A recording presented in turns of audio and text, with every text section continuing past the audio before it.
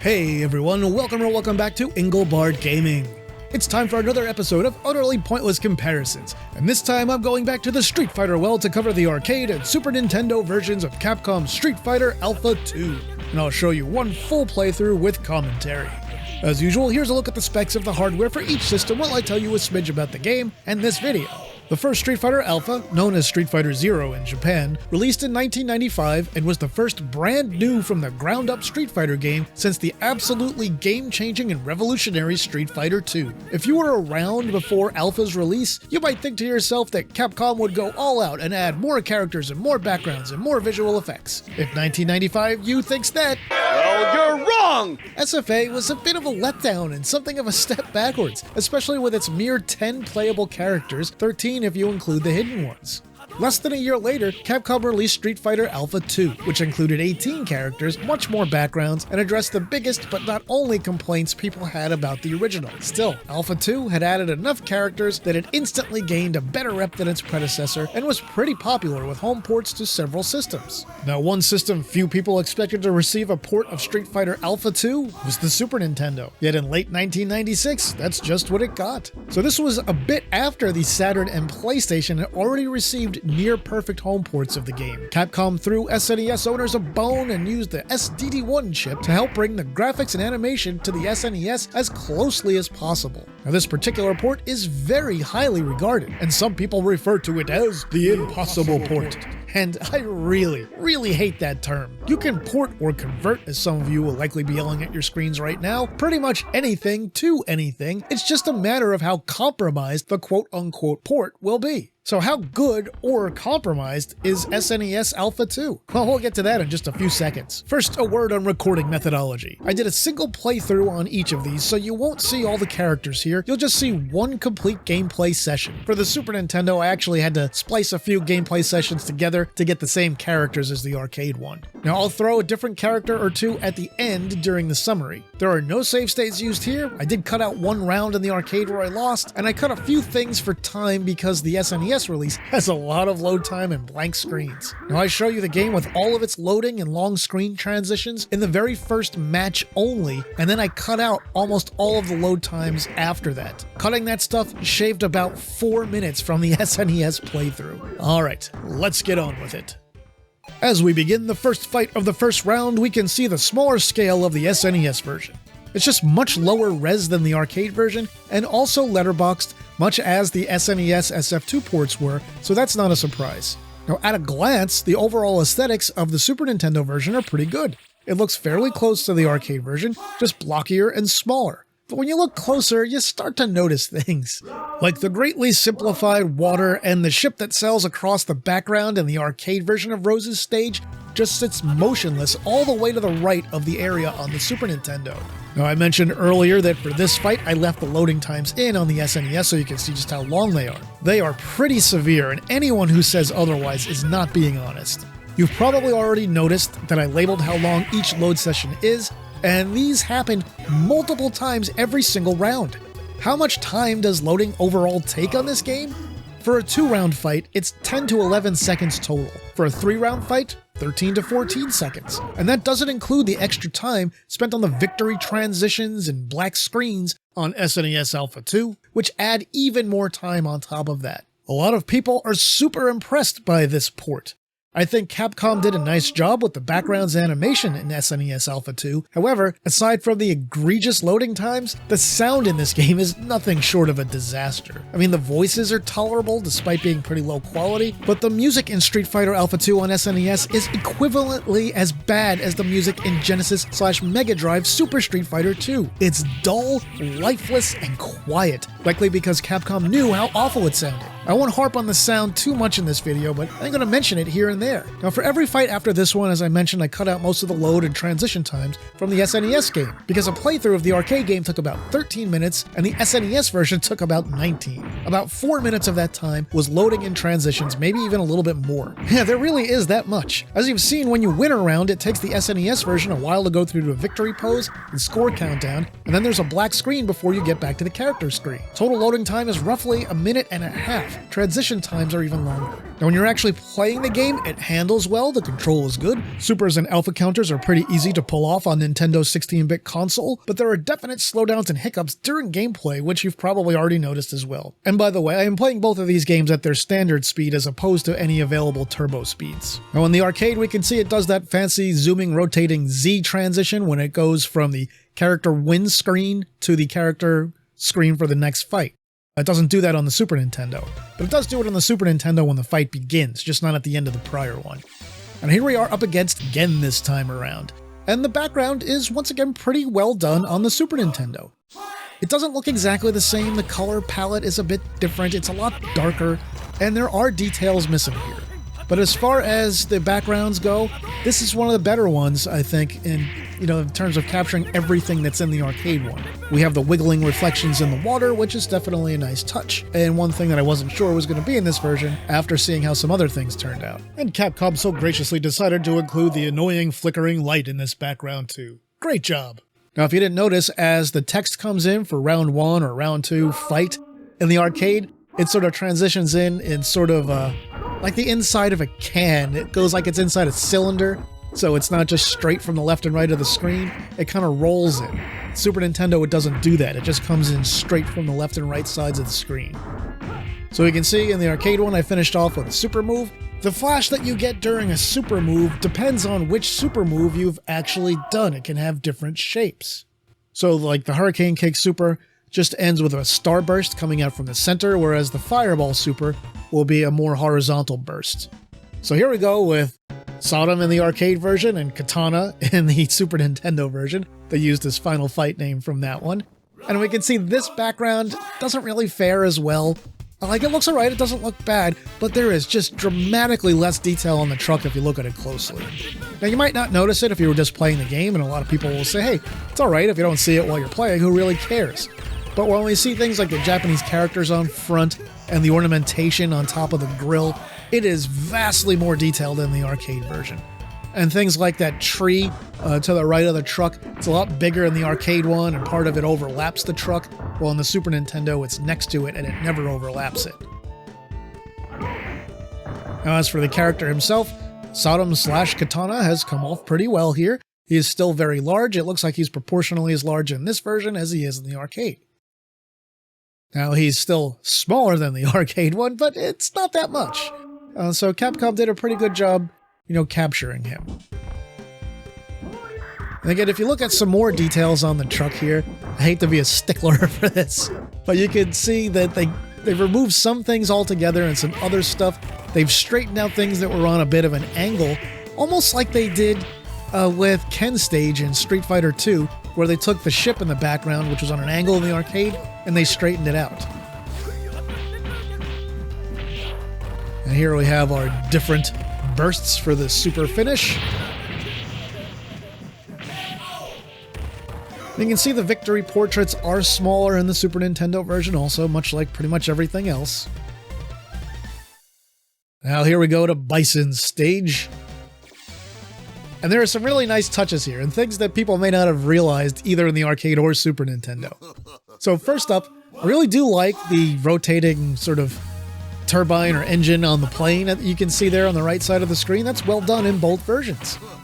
And then, unlike a lot of the Super Nintendo Street Fighter II ports, the characters in the background are not super squat, they look like they're the same proportions. And did you notice what happens with those background characters in both versions? Anytime Bison is in front of them or within a certain pixel distance, they stop and salute. Anytime he gets further away, they relax their hands. So that is an awesome, awesome touch.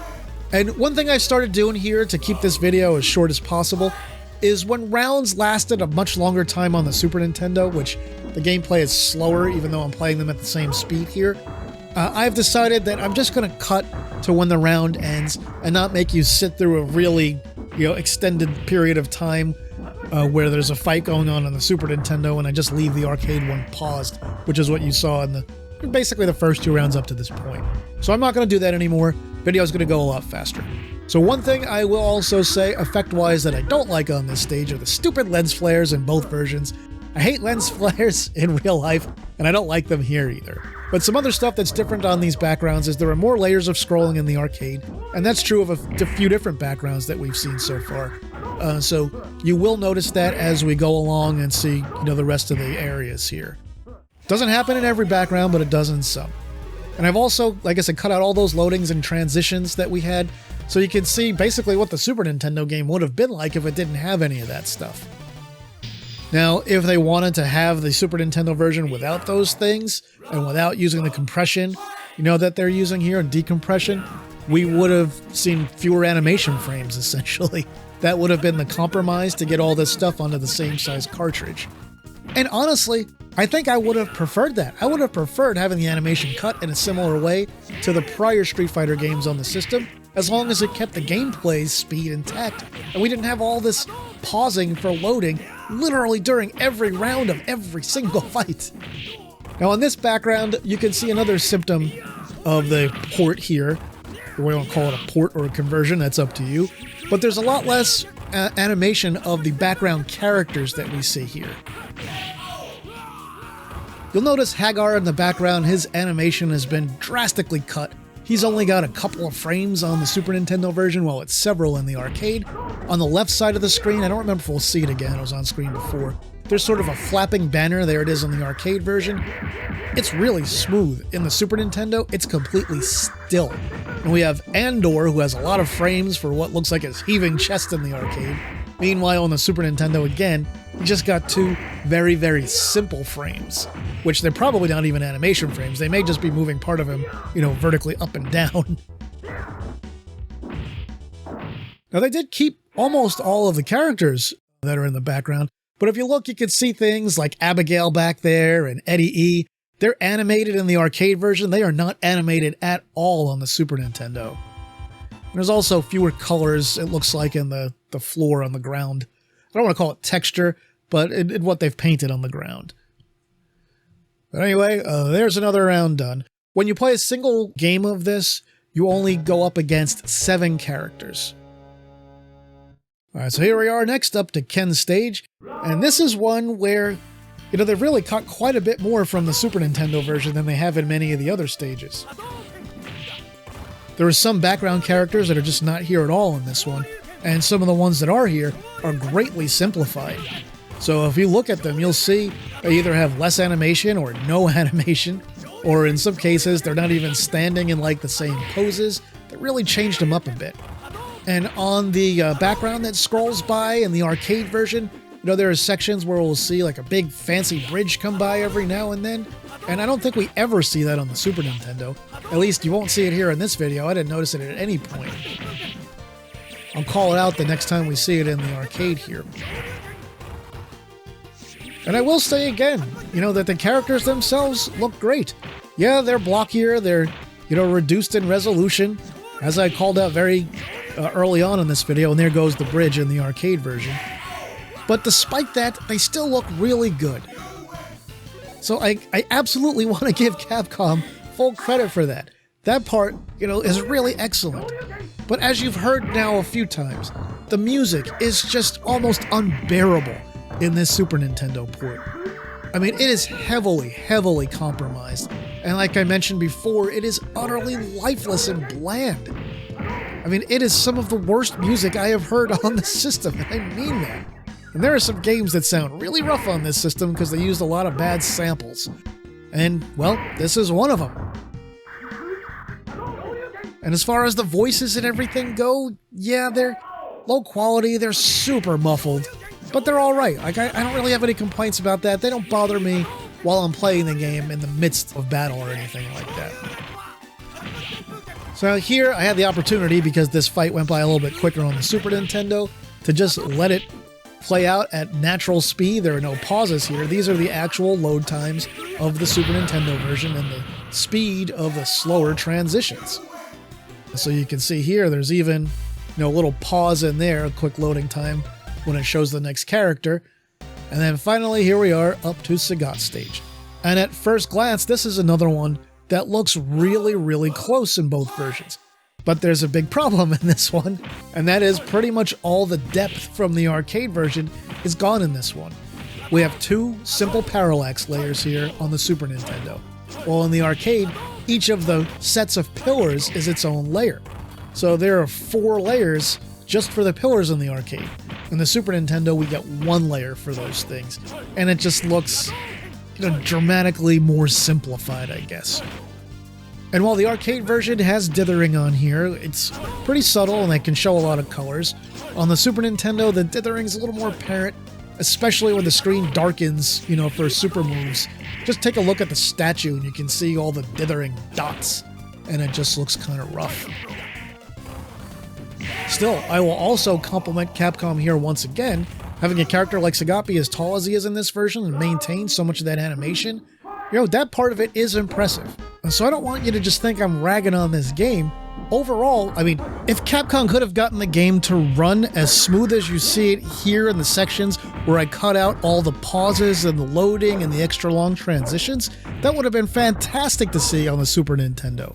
Even if it would have meant sacrificing some of the animation, I think it would have been worth it. And for the music, if they could have gotten at least a reasonable facsimile of the arcade game soundtrack, even if they couldn't reproduce it exactly, that would have made the experience tremendously better. But we're not even near that. That sound is so bad that it really hampers the experience. And then one other thing I want to point out here that, I haven't pointed out up to this point because we've got so much to talk about, is if you look at the timer, in the arcade version, we have large portraits of the characters next to the timer on each side by their life bars. In the Super Nintendo version, we don't have any portraits at all there. We just have a tiny little shape separating the energy bars for each character. So that is another way in which this one has been, really cut down. Here we go. This is our final battle here. It's going to be Ryu versus Akuma. In the arcade version, we see the characters first and then the text starts to come up. In the Super Nintendo version, the text comes up first and the characters don't come on until after that. And then once again, I did, speed this up and cut out the loading and transitions for this. So there's a lot longer time in between when we see the text and the fight actually starts on the Super Nintendo version. And one other thing I didn't talk about too much here were the alpha counters. You can see in both versions, it doesn't appear that I've really had any trouble pulling them off. Supers can sometimes be a little bit tricky because if you've never played Street Fighter, you've got to do a double motion and then press your attack button for almost all supers. So down, down, forward, forward, and one of the punch buttons is a typical fireball.